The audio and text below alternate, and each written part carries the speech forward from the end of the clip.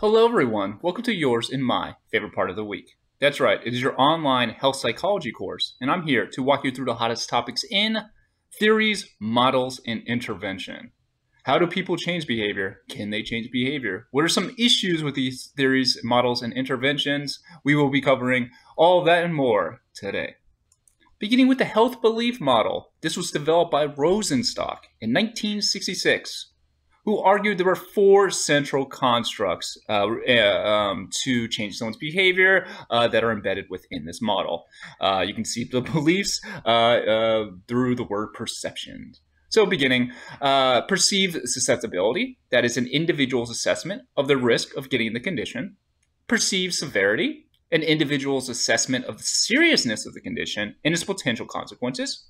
Perceived barriers, an individual's assessment of the influences that facilitate or discourage adoption of the promoted behavior. Perceived benefits, an individual's assessment of the positive consequences of adopting the behavior. So we have, again, four constructs here, beginning with perceived susceptibility. Again, an individual's assessment of the risk of getting the condition. Kind of straightforward. Do you think that if you continue to behave in a certain way, you are likely to contract some kind of illness or disease or whatever, some kind of condition? If you believe that if your perceived susceptibility is high, you're more likely to engage in some kind of health-modified behavior. Perceived severity, so the seriousness of the condition. So not just that, oh, I could catch whatever, some kind of cold or something, but like if I do engage in this risky health-related behavior, I'll develop a chronic condition that can kill me right now. If I engage in drunk driving, I could die right now. So the perceived severity, ranging from low, like, I don't know, a minor cough or, I don't know, a momentary discomfort to instantaneous death. Perceived barriers. So this can be maybe like something like stigma. So if I engage in this behavior, I'm betraying my manhood or whatever, betraying my culture or something like that. Or maybe, oh, I don't have time to engage in like exercise or something because I'm busy working. Or I have like limited transportation opportunities, something like that. And then perceived benefits. So if I engage in this new health-related behavior, I'm going to feel great. I'm going to look cool. Everybody's going to like me. Maybe I'll be more motivated to, I don't know, get that bag or something like that. So your perceived benefits. So a combination of these kind of four constructs influencing the likelihood of engaging in positive health-related behaviors. The aim of the HBM is to predict the likelihood of implementing health-related behaviors. Other proposed factors can include demographic factors such as your age, sex, and socioeconomic background, your psychosocial factors, including your personality traits, peer influence and family, and structural factors, knowledge of health conditions. So here maybe if you're a little younger, maybe you're like, yeah, screw it, who cares? It's not going to affect me right now. I'll deal with it later. Or maybe you're really old and you're like, you know what? Maybe I'm going to die soon anyway, so I'm going to engage in it. Or you're kind of old and you're like, yeah, I'm going to live as long as I can. Then you have psychosocial factors, so maybe positive influence from your family, encouraging you to engage in some kind of a health, something that's healthy. Or, I mean, if you have kind of bad peer influence or bad family relations, they're stressing you out or something like that, then you may be more likely to continue to engage in unhealthy related behavior. Jones and his friends in 2014 addressed the HBM as the theoretical basis for intervention to improve adherence to health-related interventions. Of 18 eligible studies, only 6 studies used the HBM in its entirety, and 5 studies measured health beliefs as outcomes, not behaviors. The authors concluded that intervention success appeared to be unrelated to HBM construct addressed, challenging the utility of this model as the theoretical basis for adherence-enhancing interventions. So a couple of issues, and this will be issues with kind of all these models, is that often there's kind of like a series of like steps or just kind of ways to fully implement this model in an intervention. And what you'll often see is researchers kind of picking and choosing from parts of a particular model based on what they think is the most applicable or most useful in their kind of intervention design. Now, that could be good, could be bad. But the problem is that that kind of like piecemeal situation can make it difficult to systematically test the effectiveness of a given model. So here again, only about 33% of these studies use the HBM model in its entirety. And not only that, but the specific ways of measuring the success of an intervention can vary. So in this case here, a minority, but a significant minority, 5 of the 18 studies were measuring only shifts in health beliefs, health perceptions, not actually shifts in behavior. And we'll talk about why that matters before, because there is a gap between your perceptions, your beliefs, and your actual behavior. So if on the one hand, one set of researchers are just measuring, oh, did this person's beliefs change, their perceptions change? Well, maybe, yes, but that does not mean necessarily that their behaviors change. And in that case, the researcher who is just using the health beliefs as their dependent variable, aka the way in which that they're measuring the success of the intervention, can increase like a false positivity kind of effect situation here. So thus, it's kind of difficult to systematically measure these things, and consequently, conclude that the reason why someone's behaviors or beliefs change is through this kind of specific model. And this is going to be kind of a common theme throughout these things. There's kind of in general, kind of lack of like randomized controlled trials across kind of all these different models. Next, we have the protection motivation theory. This theory, PMT, was developed by Rogers in 1975 to describe coping with a health threat in light of 2 appraisal processes. That is threat appraisal and coping appraisal. This model, or theory I should say, introduces a most basic human emotion into health protection, that is fear. So again, kind of the goal here is to achieve a behavioral change. Have design some kind of intervention, people change their behavior. They stop smoking, they exercise more, they smoke less, they drink less, whatever. And the question, again, is how to go about changing people's perceptions with ultimately the idea of changing their specific health-related behaviors. So here, a person is motivated to protect themselves. So protection motivation. They are taking into account predominantly like fear as the motivating factor. Let's expand on that with more specifics. According to the PMT, behavior change is best achieved by appealing to an individual's fear. This theory proposes 4 constructs, which are said to influence the intention to protect oneself against a health threat. The PMT assumes that protection motivation is maximized when there's a threat to health, when a threat to their health is severe, an individual feels vulnerable, adaptive response is believed to be an effective means for averting the threat, person is confident in their abilities to complete successfully in adaptive responses, the rewards associated with quote-unquote maladaptive behavior are small, and costs associated with the adaptive responses are small. So in this case here, we're scared. We're trying to motivate fear. We're trying to scare people, scare straight. Kind of it really popped. Well, obviously this popped up as stated in the 70s. I feel like this really jumped off a lot in like 90s and like those kind of like daytime talk shows, like scared straight kind of situations. So again, kind of working through these components, the threat to your health is severe. So you feel that engaging in this behavior, it can like kill me. Like it kill me today, tomorrow, whatever. Harm to my family. Like this is something that is going to make me scared because it's fatal consequences. And also, I feel vulnerable. So it's not just that that threat is severe, it's that I am susceptible to that specific danger. And then the kind of idea here is that by engaging in the intervention behavior, I don't know, exercising more or whatever, that will decrease the likelihood that I will be susceptible to that severe threat. So basically, you have to believe that by changing your behavior, you have averted the threat. And then you also have to be kind of confident that you can engage in that behavioral change. So I'm confident that I can do cardio X amount of times per week, or I'm confident that I can reduce hitting that vape X amount of times per day.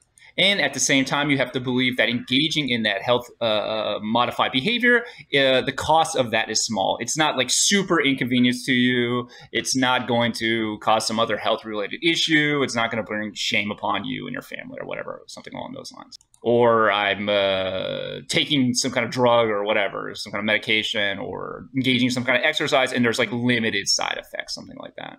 So that combination of threat through the severity and vulnerability of the disease or condition or my behavior, that is your threat. And then kind of your analysis of the effectiveness of taking or engaging in the health-related intervention behavior, that is your coping. That combination of threat and coping equals your protection motivation. You're protecting yourself from this threat is kind of the idea. Fear is widely used in campaigns and behavior change intervention, yet empirical support for its use remains unconvincing. Rudder, in 2014, reviewed 6 meta-analytic studies on the effectiveness of fear appeals. These authors concluded that coping information aimed at increasing perceptions of response effectiveness, and especially self-efficacy, is more important than presenting health information aimed at increasing risk perceptions and fear arousal. Attempts to change behavior by appealing to fear received only limited empirical support. Fear approach has fallen into disrepute and faded away. So kind of as stated, this was kind of very much in vogue in the 90s, 80s, and it still exists today. However, definitely has fallen off as kind of a preferred intervention style and accepted theory. COVID, for example, there's a lot of critique related to trying to use fear as a motivational tool to increase health-related behavior. And then now we have this kind of specific meta-analysis, which again found that interventions, campaigns that primarily focus on the effectiveness of the response, aka engaging in this behavioral change, will benefit me in some kind of significant way, and increasing that self-efficacy, which is a word I can basically never say. That is your kind of belief that you can engage in a particular behavior and achieve your goal. So it's like your belief in yourself that you can achieve a goal through particular behaviors. So kind of beefing that up and increasing that response effectiveness, having stronger effects than solely just kind of health information that is designed to make you very, very scared. So like, oh, you take this drug one time and you're going to die or something like that. So it's kind of like the classic DARE model situation, very much kind of leveraging this theory. And part of the critique against that is that really kind of just increasing fear arousals or perceptions alone, or primarily focusing on that, really doesn't give an explanation on what a person should do, what should be kind of like their alternative behavior. And also fear alone does not, depending on how scared you are, does not necessarily mean, oh, I'm going to act in my best interest at this exact moment, or behave like rationally or emotionally sound, is kind of the argument here. And thus, as stated, this kind of theory has faded in its kind of use among the health professionals. Granted, there are still fear campaigns are still obviously widely used in the U.S. and many other countries as well. Next, we have the theory of reasoned action, TRA. This is based on the assumption that a person is likely to do what he or she intends to do, aka their intention. This, in other words, this theory assumes that a person's behavioral intention depends on the person's attitude about the behavior in subjective norms. So kind of the idea here is we have attitude plus norms contribute to equal intention, and then intention equals behavior. Based on the assumption of rationality, that human beings ordinarily make systematic and logical use of available information. That is, behavior is determined by free choice in a manner that is unrestrained by external factors, such as political and economic factors. However, this theory has been critiqued as failing to capture the complexity of health experiences. It neglects the role of emotion and feeling and does not incorporate self-efficacy. Sex, smoking, eating, and substance and alcohol use are all examples of behavior that people have difficulty controlling in a completely rational and voluntary way.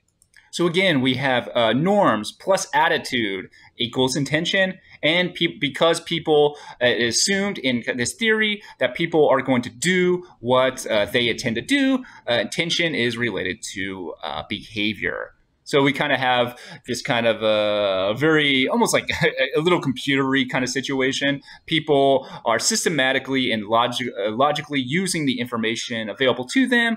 And based on that information, they are will then analyze that information and then choose to act on their intentions. So again, it's the assumptions built into this is a matter of like free choice, and you're unrestrained. There's no kind of like measurement of like perceived control of the situation. It's just you intend to do something. Your intention is impacted by your norms of society, your specific attitudes, and then you're going to act on those intentions.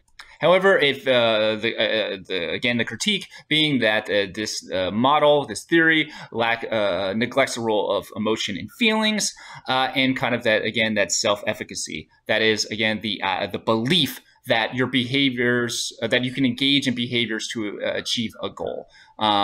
So, for example, you can have very high attention, like, hey, I really intend to do cardio or something like that. But if you believe like, hey, I've really self-efficacy here. That is, I don't really think, I don't have strong belief in myself that I'm going to do cardio 3 times a week. And thus, with my goal being like decrease my risk of cardiovascular disease. If I have low self-efficacy, kind of those theorists argue, well, if you don't believe you can actually engage in that action, you're going to do it anyway. It doesn't matter what your intention is. Even if you want to do the thing, you're not going to do it because you don't believe you can successfully perform the behavior across time.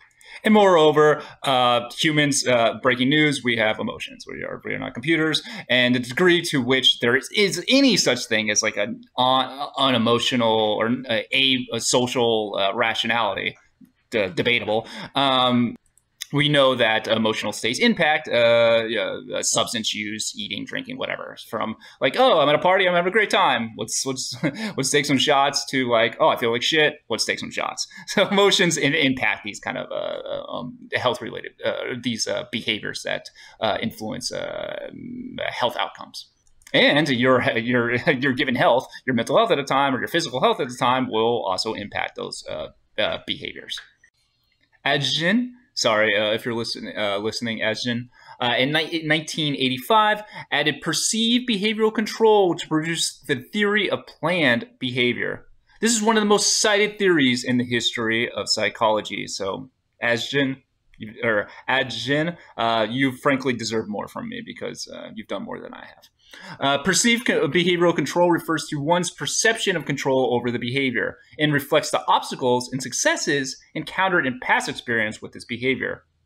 This theory proposes that perceived behavioral control influences intentions and behaviors directly. So now we have attitudes and norms both influencing attention, but also perceived control impacting your attention and perceived control also impacting ultimately your behavior. So kind of the idea here is that your perceived control, again, is going to be influenced by your history of barriers and successfully shifting behaviors in your past, in your life history.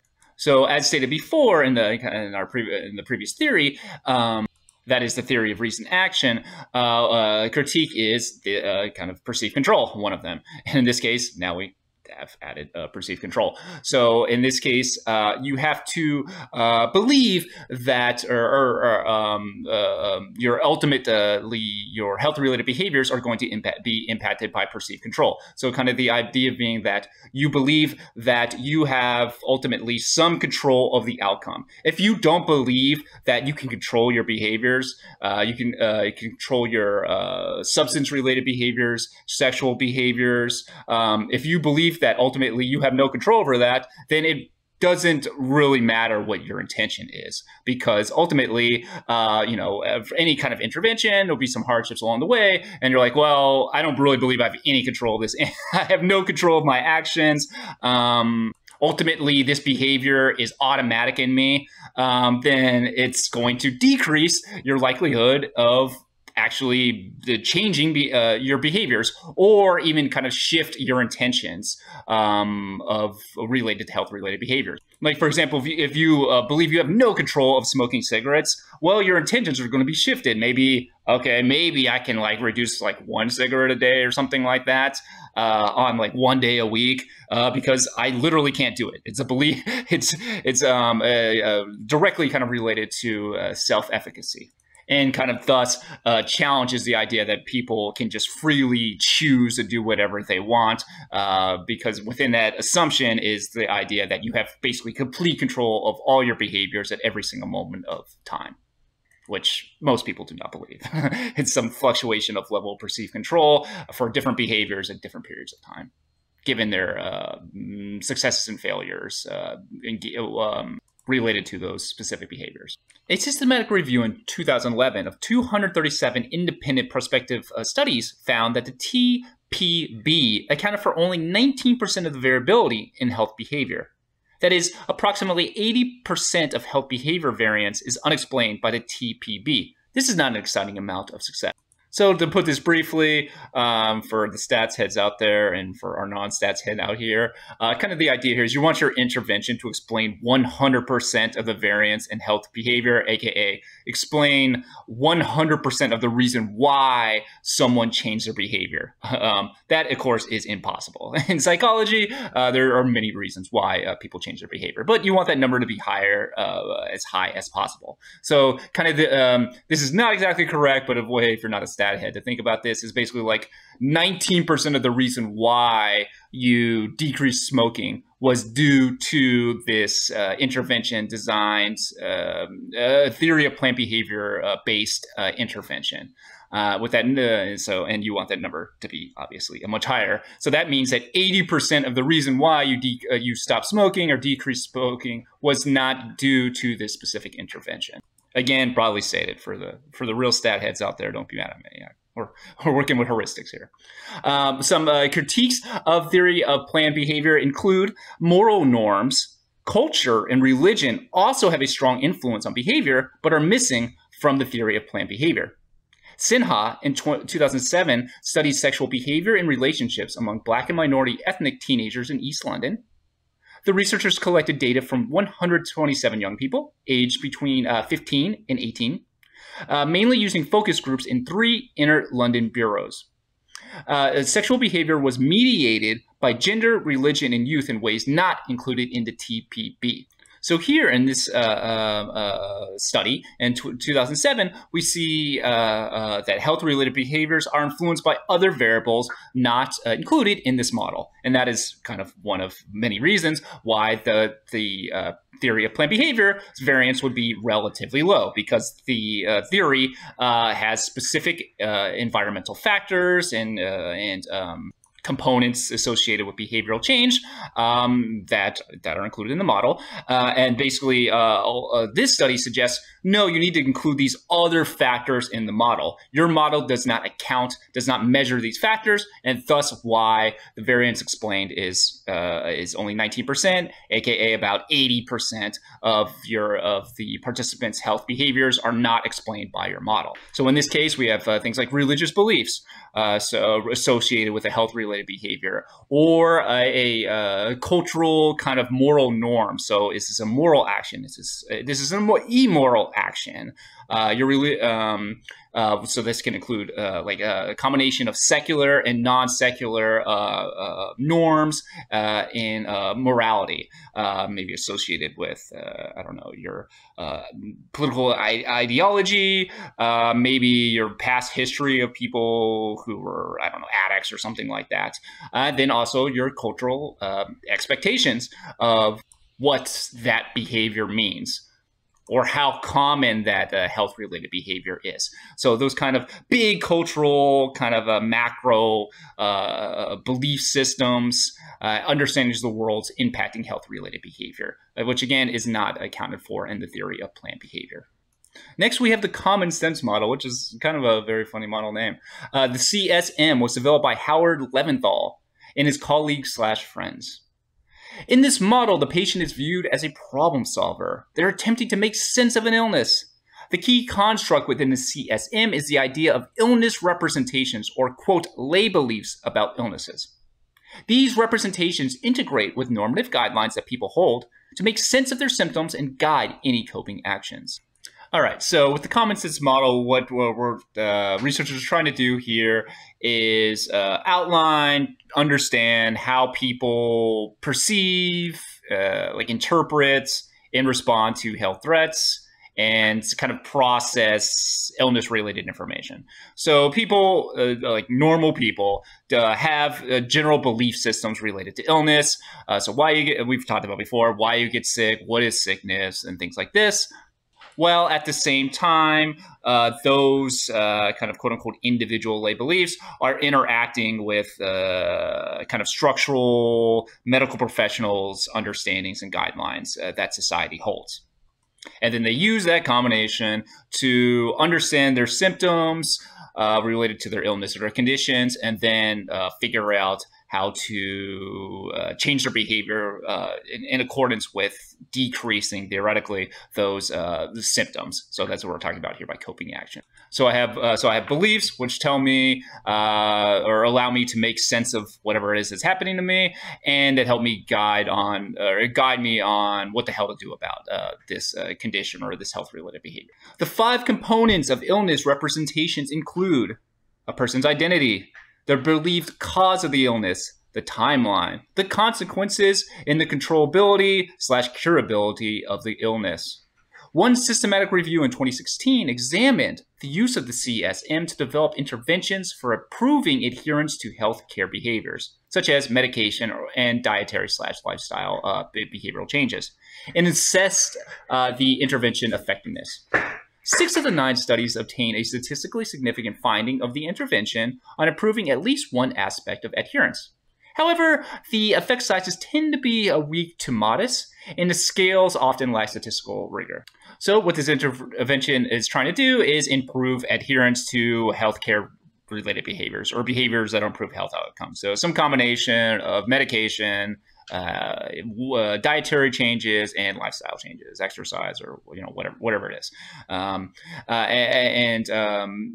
we are targeting adherence through this model by shifting the illness representations of a person. So those lay representations. And those include explaining the causes. So why do you have this condition right now? Why are you currently at risk of lung cancer or something like that? What is the timeline? AKA, you've got 1 month to live if you keep doing this behavior, or whatever. The severity of the symptoms associated with this illness are going to hit you right now versus, 40 years in the future. What are your consequences? Is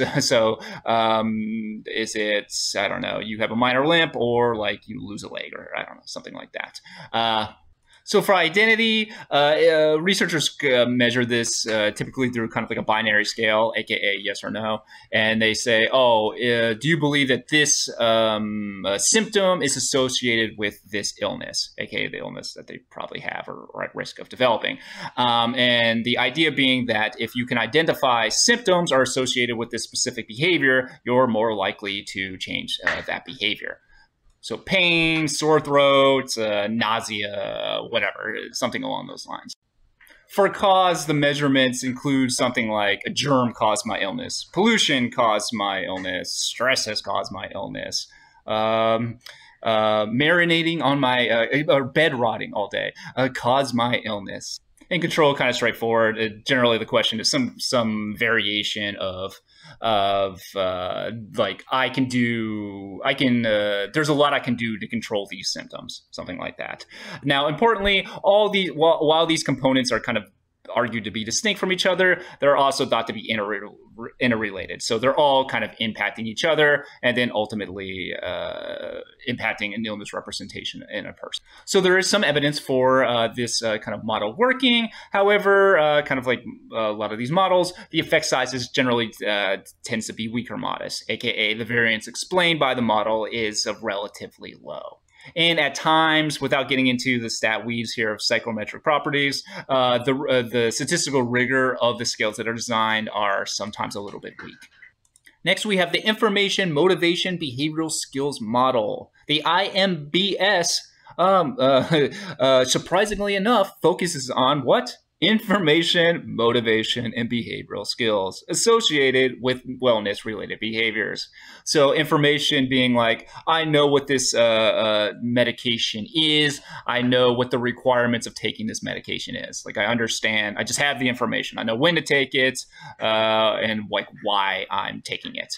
Motivation being like, if I take this medication or engage in this exercise, it's going to be good for me. It will improve my daily life, and thus I'm kind of motivated to take it.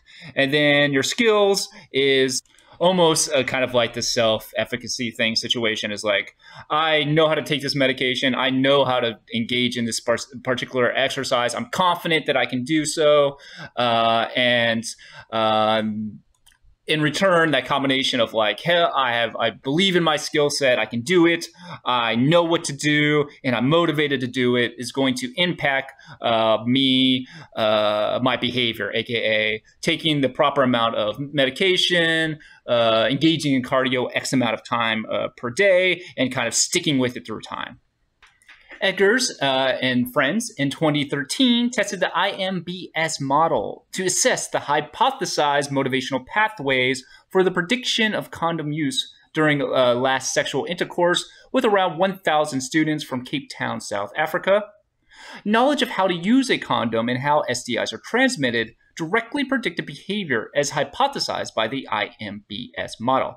However, some alternative models had a higher proportion of significant pathways. So in this case here, we're trying to predict condom use. And what these researchers found was that knowledge about how to use a condom, so kind of like information-based sexual related behavior, and kind of the risk of not doing so, sexually transmitted illnesses influence the probability of using a condom.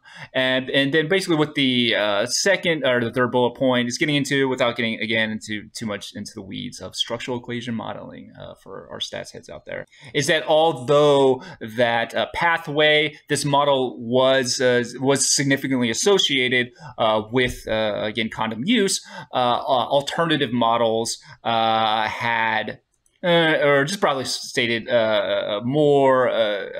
was more predictive of condom use. So basically, other factors not accounted for in the model, some of them actually predicted condom use at higher rates than the IMBS model. Would suggest that, like all these models, there are other factors not accounted for within them that are influencing behavioral outcomes. Munkau in 2012 found that prevention HIV infection education motivation and HIV infection prevention knowledge had no significant effect on prevention behavioral skills. The authors suggested that future studies should expand the exogenous variables in the IBMS model to include something like exposure to violent living conditions. The complexity of behavior is quite difficult to capture in a model with only 3 process variables. IBMS has enjoyed limited success.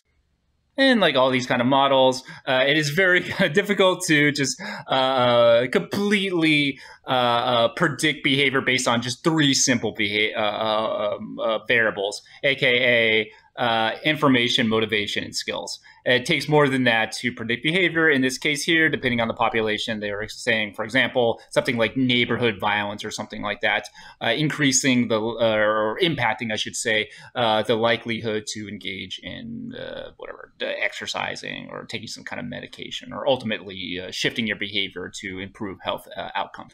One of the reasons why psychology is so infinite, because many things impact behavioral outcomes.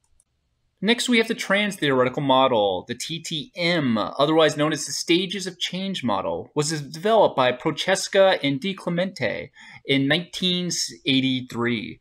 It is a general model that applies across all types of psychological change and which has been highly influential in the research literature. These researchers, or I should say this model, hypothesizes 6 discrete stages of change which people progress through while making a change. So this is a classic stage model of development, aka you can imagine like a set of stairs, and you have to work your way up the stairs, one stage, one stair at a time. In this case, to change a health-related behavior. So let's walk through these 6 stages. Beginning with pre-contemplation. In this stage, a person is not intending to take action in the foreseeable future, usually measured as the next 6 months. Now, the next stage is contemplation. Now a person is intending to change in the next 6 months. Next, we have preparation. A person is intending to take action in the immediate future, usually measured as the next month. Next, action. Person is making specific overt modifications in their lifestyle within the past 6 months. This is followed by maintenance. Person is working to prevent relapse, a stage that is estimated to last from 6 months to about 5 years. And termination, wherein an individual has 0 temptation and 100% self-efficacy of relapse. An individual reverts to the original behavior. So this can be referred to as either termination or reversion. Basically, that person has 100% achieves. They have 0 temptations, or they kind of revert back to some of their original behaviors and they start again.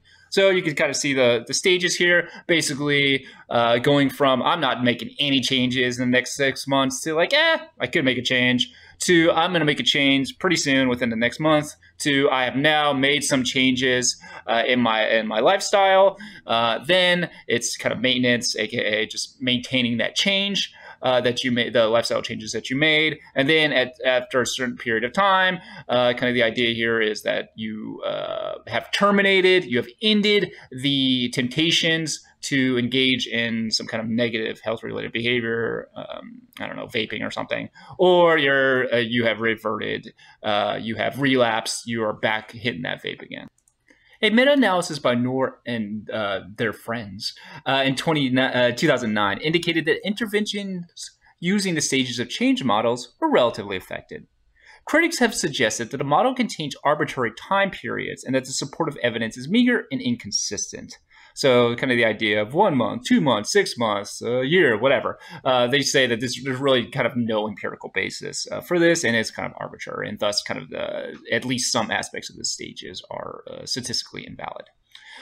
There was a stage-matched intervention to change behavior studies in 2006. The content of intervention is adapted to the different stages that people are in, which should make them more effective than standardized interventions. The researchers found at 2-month follow-up that matched interventions were significantly more effective than mismatched interventions. So we have that 2009 study, meta-analysis, suggesting that this model is associated with modest effect sizes in changing behavior. And then our second study here is kind of this idea of designing specific information provided and intervention strategies depending on a person's stage that they're in. So rather kind of just giving the same information instead of whatever behavioral recommendations across all the stages, basically what the researchers found was different stages benefit more from different types of interventions. So, for example, the pre-contemplation people, those are people who are not basically going to do anything in the immediate future or the foreseeable future. That is the foreseeable future being about 6 months.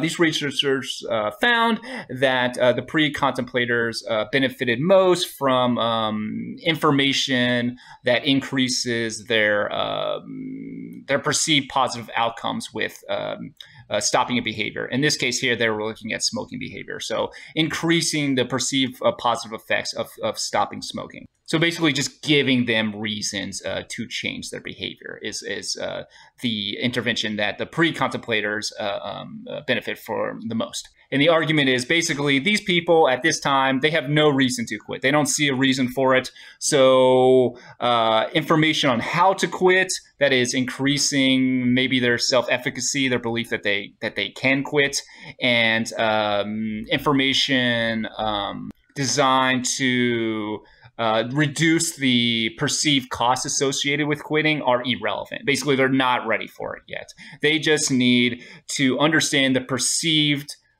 positive changes associated with quitting smoking.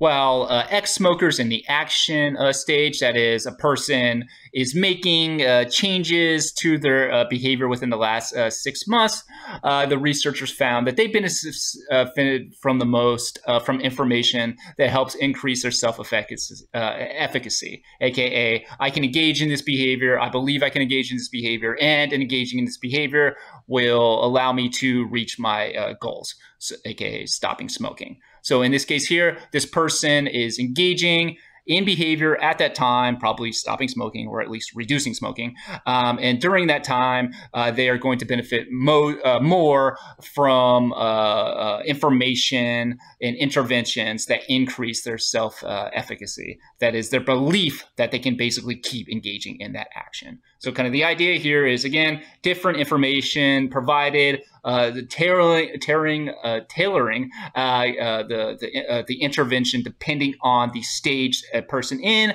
is more effective than just kind of giving the same information to a person regardless of what the stage that they're in is what this research was about.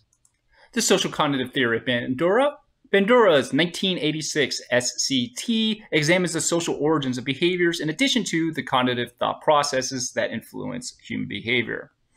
Proposes that learning can occur through observation of models in the absence of any overt reinforcement. That is, the acquisition of skill and knowledge have an intrinsic value independent of biological drives and needs.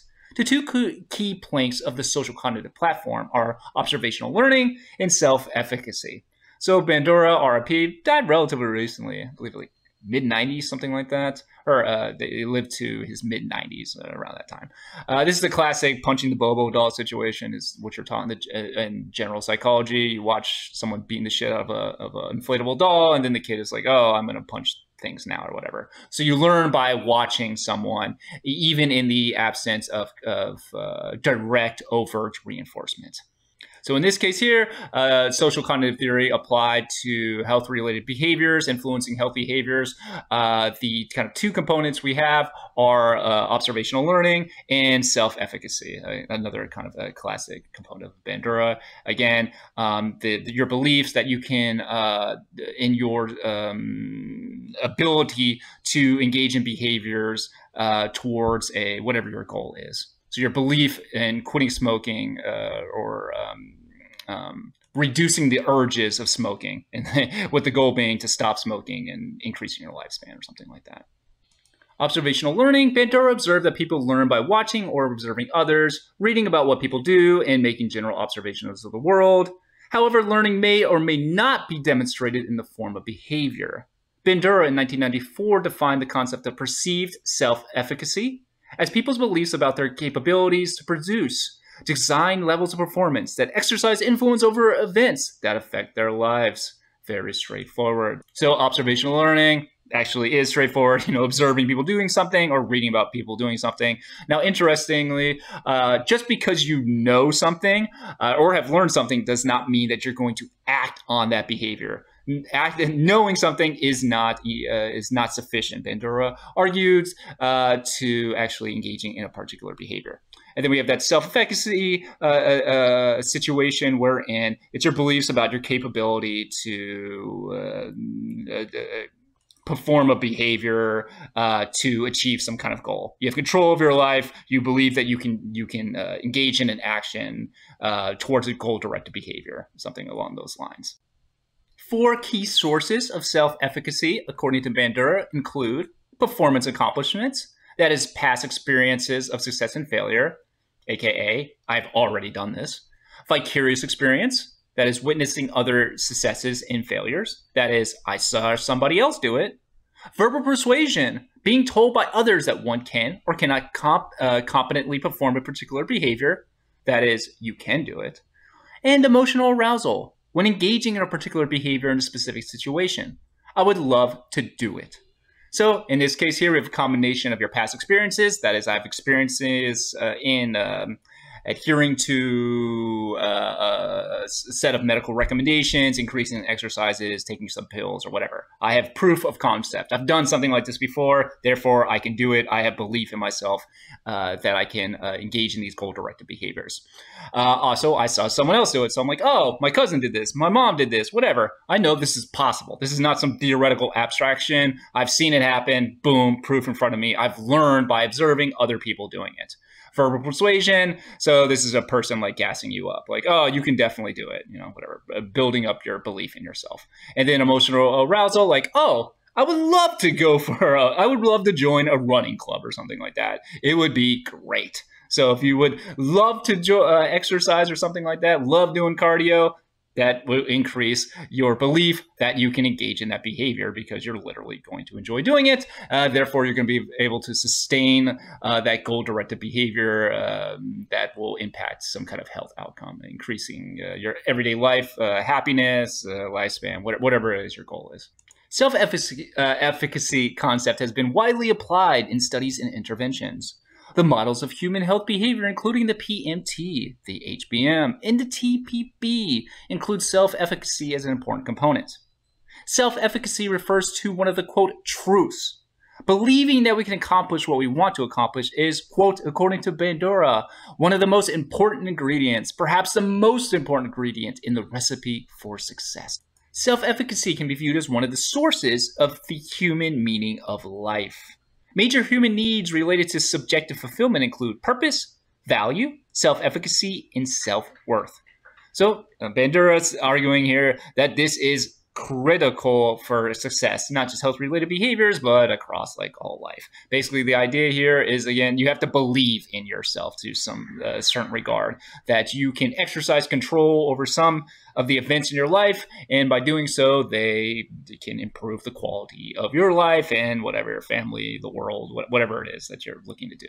While other researchers have added that self-efficacy is just one component, one source in this ultimate human meaning of life, wherein humans all strive to achieve some kind of subjective fulfillment, which includes having purpose in your life, having value, valuing yourself, valuing others, whatever, valuing your existence, your overall self-worth, and your self-efficacy. So these collections, a big kind of like species-wide understandings of what life is about, impacting behavioral outcomes. Now, some of the critiques include that the concept can mirror the self-help literature on the kind that Dale Carnegie founded on the principle that people can achieve great things by believing that they can do it, so-called positive thinking. So just FYI, self-help books has little empirical support. So kind of the idea here is that this kind of just think it, wish it, dream it, whatever those Kirkland signs are, having little actual empirical support, while others argue that really the relationships between these different concepts are not clear. So basically, they're arguing it's too broad of a concept to such an extent that it really has no operational definition that you can reliably measure. Others argue this is just common sense, and that really what you're doing is you're just taking these common sense that aren't super meaningful because they're so just common. There's not going to really predict anything. It's just like you're just writing things in more complicated ways. It's just common sense that, hey, if you don't think you can do something, there's no chance that you're going to do it. You're not even going to engage in that activity. So what is the point of this model? Obviously, you need to believe you can engage. You're not going to take the action if you have 0% belief in yourself or whatever your cause is. So there's basically no point. This is common sense, and thus, at the same time, it's kind of insufficient model or a construct to explain behavioral change. because it's just basically just like a given. It's like saying, okay, yeah, I'm just, over exaggerating a little bit here, but like, oh, you have to breathe. Like, yeah, no shit, you have to breathe and able to engage in behavioral change, but that is going to be kind of insufficient variance explained because it's so obvious kind of base level requirements. Theoretical domains framework. The complex array of theories and models can be overwhelming. Theories are often poorly applied and interventions suffer because they lack empirical support. One way of making progress would be determining consensus among knowledgeable researchers about what works and what doesn't, according to this framework. Michi et al. In 2005 developed a consensus on theoretical constructs, a theoretical domains framework, TDF, which includes 6 phases: identifying theoretical constructs, simplifying these constructs into domains, evaluating the domains, an interdisciplinary evaluation of the domains, a validation process, and piloting interview questions. So basically this argument here is like, hey, we need to figure out a way to make these theories more coherent, more consistently applied, and design experiments that allow to test the quality of these different theories. And thus, we're going to have this framework, and to test a theory, the validity of a theory, you need to walk through these 6 different phases. There has been analysis, specifically here, systematic reviews to identify specific domains related to changes in health-related behaviors. So, making this a little more concrete, environmental context and resources, beliefs about consequences of behaviors, and social influences were the 3 domains most frequently cited in reviewed studies. So again, what this framework is trying to do is take all these different theories and kind of integrate them together into a theory, like one theory, or kind of like also at the same time using a framework to increase the validity of a said theory, with the ultimate goal being to increase the effectiveness of interventions that attempt to change behavior. And what this systematic review found was that previous researchers of health psychologists argued that these environmental context, resources, beliefs about consequences, and social influences as 3 domains that impact the ability or willingness for a person to engage in behavioral change. And these findings are consistent with the argument that self-control is constrained. What individuals can do to change their lives is not simply a matter of personal choices. Choices are constrained by biological, cultural, economic, and other environmental factors. These constraints are one of the reasons that individual-level black box models and theories are typically unable to explain more than 20% of the variance of health-related behaviors. So the question is, why are people unable to change behaviors? What are kind of the barriers or the problems when implementing interventions? And this model suggests that a combination of your emotions, your knowledge, your interpersonal skills, your cognitive skills, your behavioral regulations, your environmental context, resources, social influences, your identity, your role that you see yourselves in society, all these things impact your ability to engage in behavioral change, either positively or negatively, or just kind of leaving you stasis. And thus, kind of the argument is that models that are just kind of looking at kind of individual level change, the reason why the variance explains is often quite low is because it fails to capture this collection of interpersonal, personal, and environmental constraints and protective factors, aka things that increase the likelihood of you engaging in positive behavioral change. Which brings us to the intention behavioral gap. Evidence from research of the models and theories suggests that it's relatively easy to predict the intention to act, but far more difficult to predict action itself. Commonly, the case that a person develops an intention to change their behavior, aka to stop smoking, and but they might not take any action, that is, actually stopping smoking. This discrepancy between intention and behavior is known as the attention behavioral gap. So why do people who intend to do something, in this case stop smoking, not act on that intention? Why do their behaviors not why are their behaviors not consistent with their intention? That is actually stopping smoking. What leads to the translation between an intention and an action is commonly reduced in many models to an arrow between two boxes. We need to break down intention into two phases, that is goal intention and implementation intention. Goal intention is a commitment towards a goal. I intend to achieve the goal. While implementation intention is about the necessary action. I intend to initiate behavior X in situation Y. The second phase is not addressed in the models, but is a key part of the process of performing a behavior. So this is kind of like a common critique and also kind of like the meme of like, start business, ... rich. It's like, well, what comes between that kind of situation is kind of the situation of like there's a tension, then gap, and then like an arrow between. Well, between that arrow has a lot of variables that are typically not captured in various models. Thus, this massive gap between intention and behavior. Something has to be happening between intention and behavior for there to be this massive gap. And then the question is, okay, well, what is it? And while some researchers have argued that you need to separate the idea of a goal, intention, that is, I intend to achieve this goal, kind of like an abstraction, like, yeah, I mean, I'm going to do good in school, like, whatever, like kind of just a general, almost like a general statement of a goal that really doesn't have a direct kind of action plan, versus an implementation intention, that is, I'm going to initiate behavior X in situation Y. So far more specific.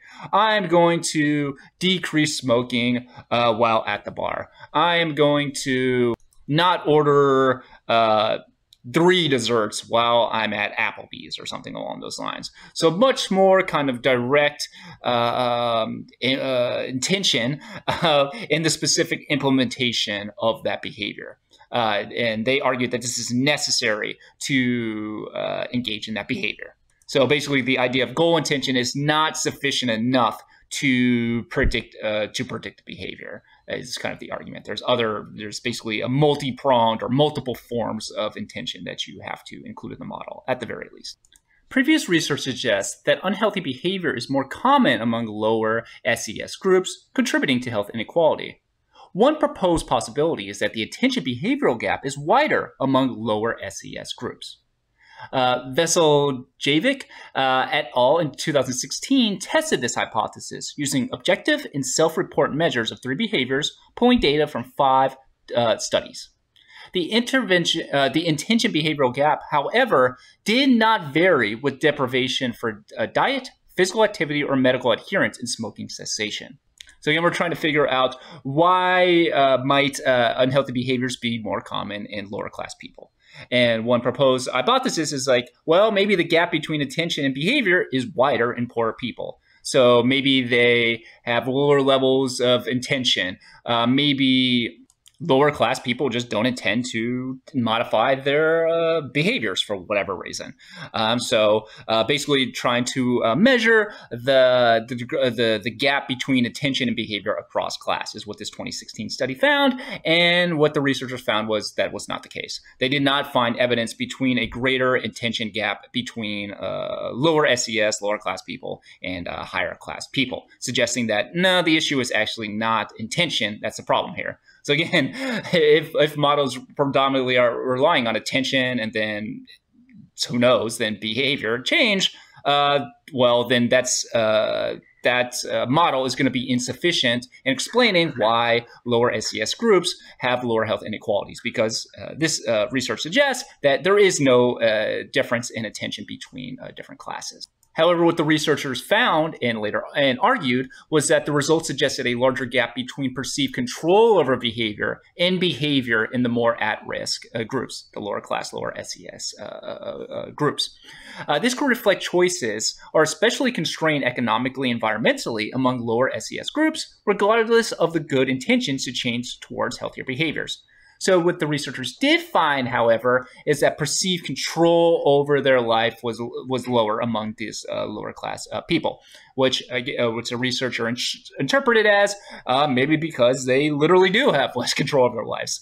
In general, have less, obviously, directly less wealth, less money, which gives you kind of less freedom to act, or less control of kind of your daily outcomes, your kind of worse jobs, or maybe worse neighborhoods, worse schools, whatever.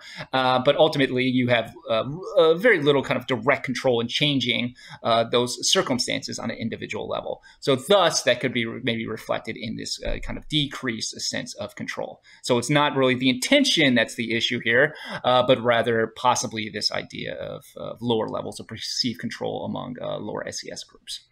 Behavioral change techniques. BCT is a systematic procedure included as an active component of an intervention designed to change behavior. Defining characteristics of BCT include observable, replicable, irreducible, a component of an intervention designed to change behavior, a postulated active ingredient within the intervention. Basically, the overarching kind of idea here is that interventions to change behavior are very complex, have many interacting factors going on, and thus this kind of makes replication of interventions quite challenging because of the kind of, again, the amount of variables that are involved, and kind of the individual or kind of collective dynamics of the group that you are working with. And thus kind of the goal here is to better understand the effects and the specific mechanisms that underlie behavioral change interventions, to theoretically design better interventions and kind of standardize interventions to kind of improve the quality of it, given what we've already talked about, the low variance explained. So basically, that low variance explained is kind of a given, and we're just like, okay, what do we do about this? And here we go, behavioral change techniques. We're going to systematically kind of convert these kind of like broad stages or constructs into kind of specific sets of interventions that researchers can observe and replicate across populations. The BCT taxonomy, quite famous, / probably not, but if you're in the field, pretty famous, has been employed to code descriptions of intervention content into behavioral change techniques. Procedure of a structured list of BCTs provides a, quote, compendium of behavior change methods, which helps to map the domain of behavior change and inform practitioner decision-making. It risks becoming a prescriptive, quote, cookbook of what therapeutic techniques must be applied to patients presenting with specific behavioral problems. So we're taking these descriptions of interventions, and when researchers are going to try to code it into specific behavioral change techniques that can, again, be replicated and used across populations, can be replicated. So this ultimately creates a compendium that is basically like, I don't know, like a small little pamphlet book situation of behavioral change methods that you can use to when designing an intervention and help the practitioner who's engaging in intervention kind of guide them along what to do. And then thus the critique of this is like, hey, this is like a cookbook situation. Like you're just reading the ingredients or reading the steps, and then the goal of the therapeutic person, health professional, whatever, is to kind of just follow these steps that are universally applied. Another critique with the taxonomy approach is that BCTs are not optimally effective when combined in pick and mix fashion. If you remember earlier, kind of with the stage, one of the stage models, wherein researchers modify the specific information provided to participants who were attempting to stop smoking, depending on what stage they were in, the contemplation stage, the action stage, whatever. So this kind of one critique of the BCT taxonomy is that, hey, you can't really mix and match and pick different things, but rather you're supposed to, again, follow this kind of regimented cookbook situation, which again can be reliable, everybody using the same kind of cookbook situation, but is that really optimally effective? Another kind of critique is the idea that of equal importance to the nature of BCTs is the quality of the change agent themselves. So to use the classic analogy, there is more to baking a cake than the ingredients. Of course, one needs a set of ingredients, that is, the BCTs. But one also needs a baker, the behavioral change agent. The BCA/therapist must be fit for purpose and so fully capable and competent to deliver the BCTs in a persuasive and quote-unquote stylish manner. Qualities effective therapists have been studied for at least 50 years. It is an oversight that people working on BCTs tend to neglect the importance of the baker, the BCA, according to our textbook authors. So kind of the idea here is, again, the kind of classic idea that there's more to you can't just give someone a cookbook and then they're the best baker of all time. That means everybody will be the greatest baker and we could just print cookbooks and we're all awesome and we're all on the Gordon Ramsay shows, whatever your preference is. We're all amazing. So there's more to it than that. And then that includes the behavioral change agent, aka the baker in our analogy here. And one fundamental component of the behavioral change agent, the BCA, is to deliver the intervention in a persuasive way and one that's accessible to the person receiving that information. For example, therapists' interpersonal style, warmth, empathy, and communication skills are essential requirements of successful behavioral change. Ogden argued to neglect the key variable of the BCA, quote, ignores the need for flexibility, variability, and change according not to the type of behavior or the type of intervention or even the type of patient, but how that individual patient happens to feel, think, look, behave, or respond at any particular time. Empirical evidence suggests that empathy is teachable, for example, to undergraduate medical students. So kind of the idea here is that it's not just this cookbook, but also this is a human being. We're two human beings, we're interacting with each other. And thus interpersonal skills, warmth, empathy, communication skills are argued to be or influence behavioral change within people receiving the intervention. And then we have this Ogden argument, who is basically arguing that just in the crudest form of behavioral change taxonomies, this can ignore the flexibility and the variation in people. You cannot always just follow kind of a step-by-step process, but rather through kind of interpersonal communications, you kind of have to modify it a little bit as you go. Now, obviously, this presents challenges in replication and across multiple people. It's kind of a dynamic of working with kind of humans. So kind of pros and cons. It's life in psychology. So kind of dealing with people, how they feel, they think, they look, behave, and respond at a given time and adjusting accordingly as a therapist, for example. In a more recent critique of the cookbook approach, Hilton and Johnston in 2017 argued, in essence, the where, when, why, who, and how to practice has been relatively ignored in favor of vague suggestions of what practice ingredients might include. So again, kind of the idea here is you got a list of these things that can be applied. So this is also kind of like a common situation with like self-help books. It's like, okay, here are your steps and boom, boom, boom, boom, just do it and you're done. Well, like in reality, behavioral change is far more complex than that. And those kind of suggestions, and in this case here, this cookbook approach ignores these critical features of where a behavior is being engaged, when is the behavior being engaged, who, what, why, these social dynamics, these environmental dynamics that are going to impact behavioral change and the success ultimately of intervention. And next, moving on to kind of an overall critique of individual level theories and models of behavioral change. The pattern of evidence, according to our authors, suggests that current psychological theories and models may not provide a viable long-term foundation for effective interventions. Some of those reasons can include individual bias. That is, a human, quote, operation system is assumed to be universal and rational, following a fixed set of formula that the model attempts to describe. Even within its own terms, the program of model testing and confirmation is failing to meet the goals it has set. So this is kind of a critique of just understanding of maybe like human nature, or maybe like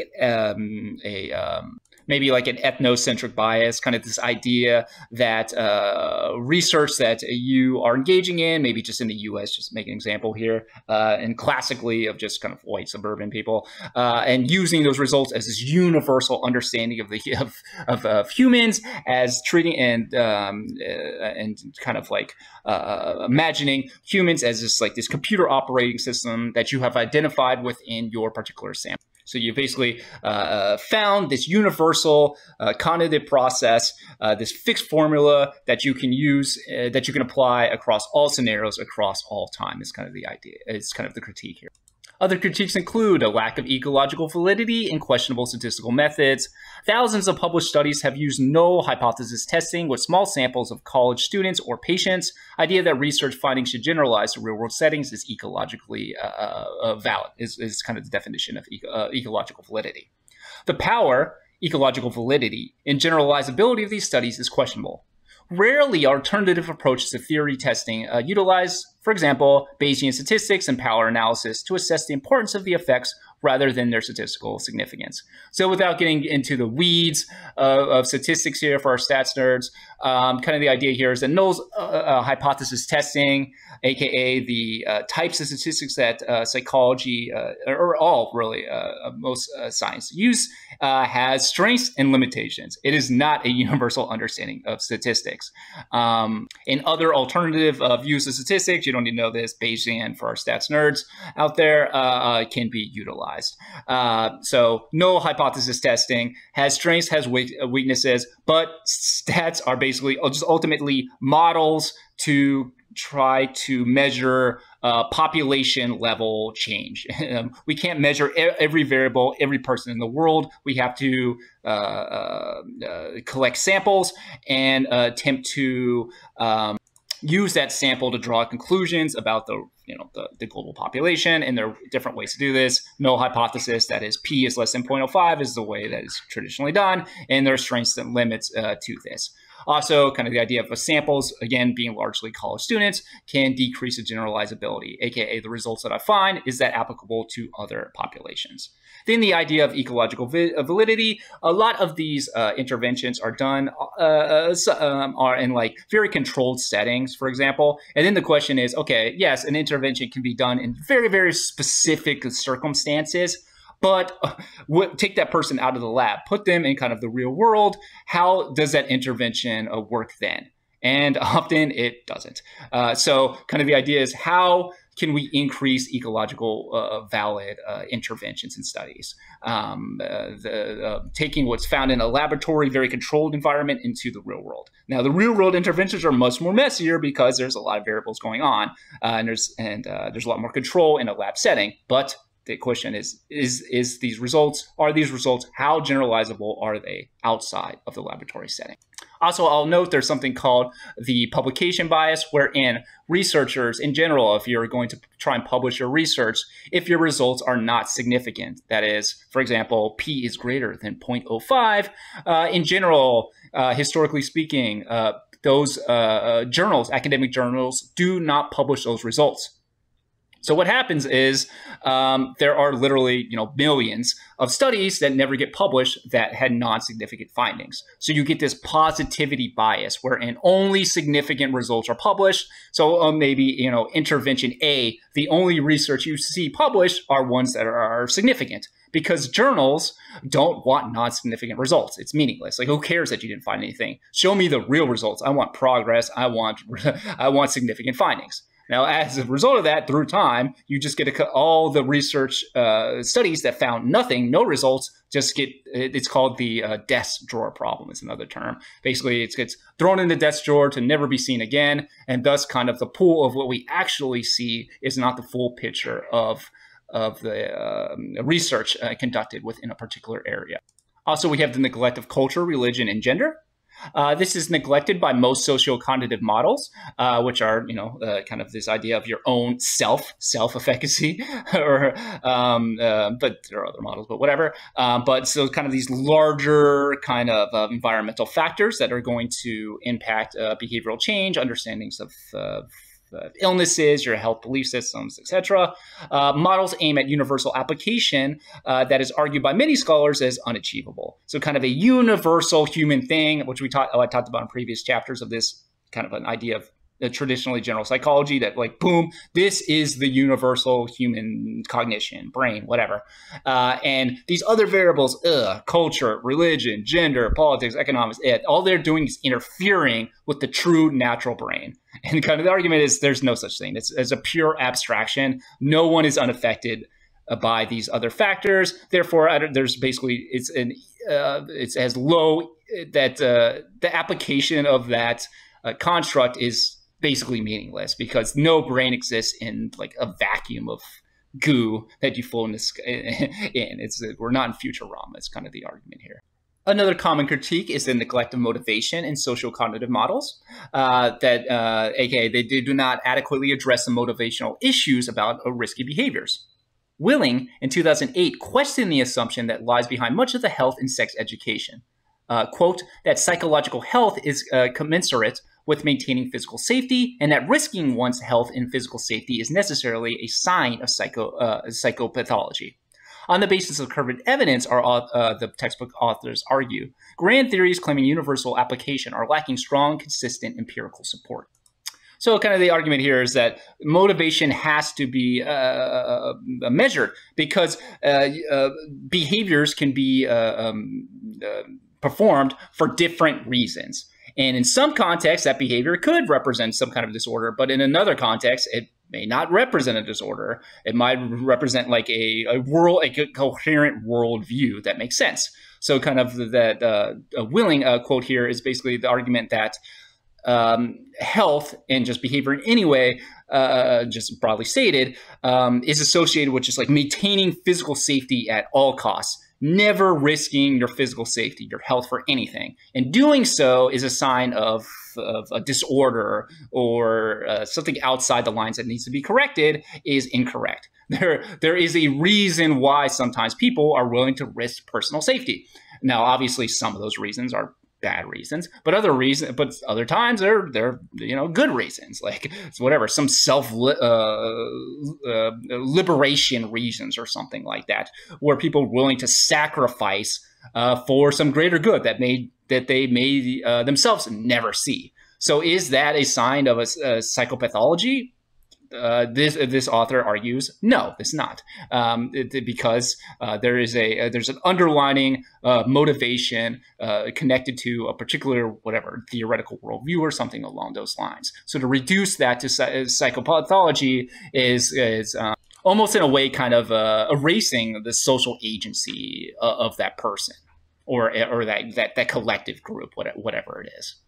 Other critiques include that some of the stages are logically flawed. They don't really make any sense. They're arbitrary in nature and aren't like statistically valid, or the stages themselves aren't distinct enough. So it's like, is that what exactly separates one stage from another? And basically they argue like, hey, these stages actually blend together. These are not clear stages wherein you can't access any of the abilities or behaviors associated with a particular stage. So kind of the idea of stage theory is like you cannot access those behaviors, those ways of thinking until you're at that stage. And basically they're arguing, no, those stages are invalid and that's inaccurate. So let's wrap up by reintroducing the homeostasis theory of well-being. In this theory, which extends a well-known principle from physiology to psychology, all human behavior and experience, including health protection and illness prevention, and the regulation of emotion, are under homeostatic control. A person in good health is in a state of homeostatic balance that operates across systems of biochemical, physiological, psychological, and social homeostasis. Homeostasis theory of well-being utilizes the assumptions that human beings are agents of change who adapt, accommodate, and ameliorate under continuously changing conditions, both internal and external, to maximize the stability of physical and mental well-being. Continuing on before breaking this down more, well-being is the outcome of a multiplex of continuous changing feedback loops in a system of psychological homeostasis with four main processes. Those processes include well-being, cognitive appraisal, emotion, and action.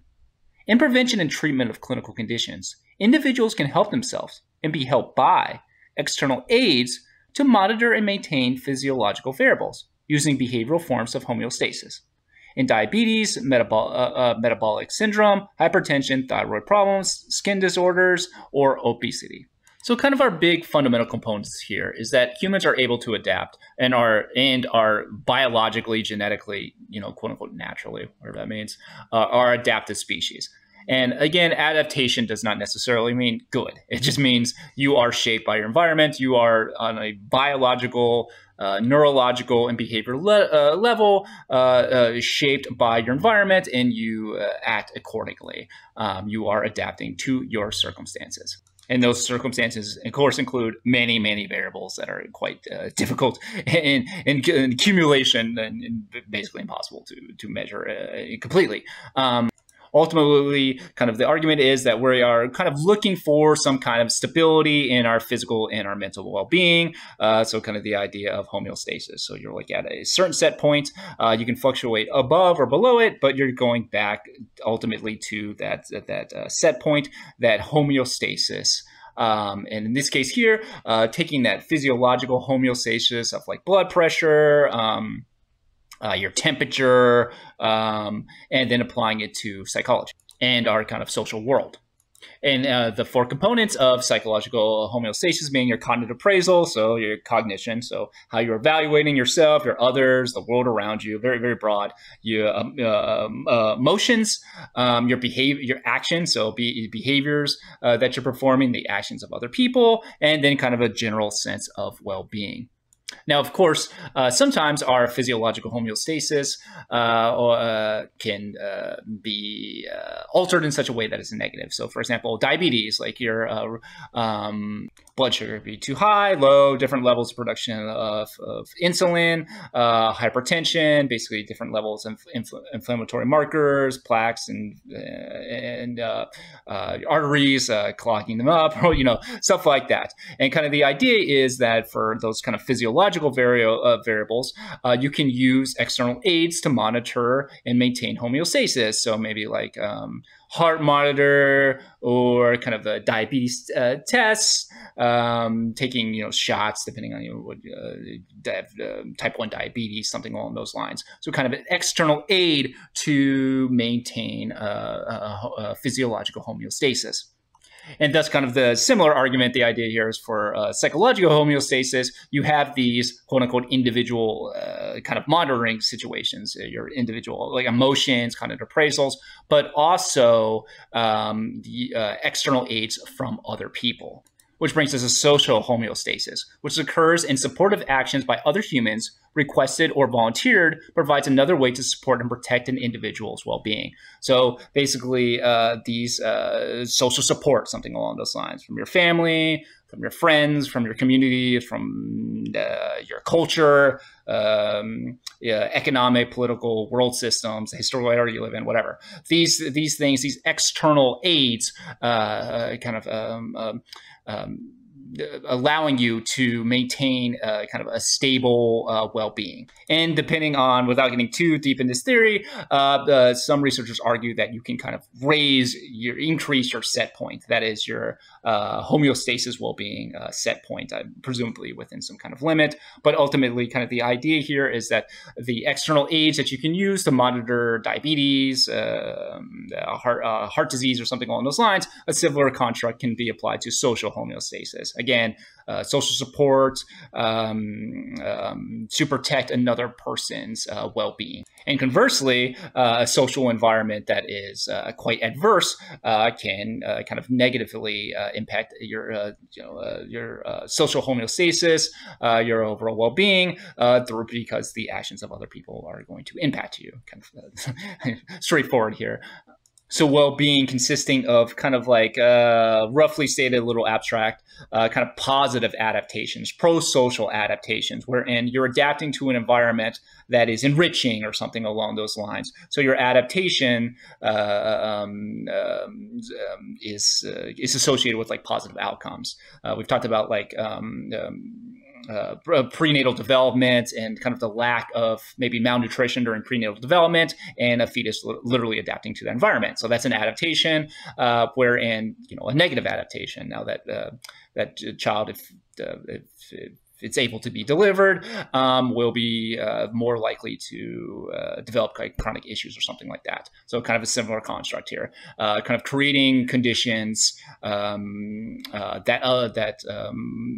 provide the opportunity for positive adaptations. It's kind of the rough kind of theoretical model associated with this homeostasis theory of well-being.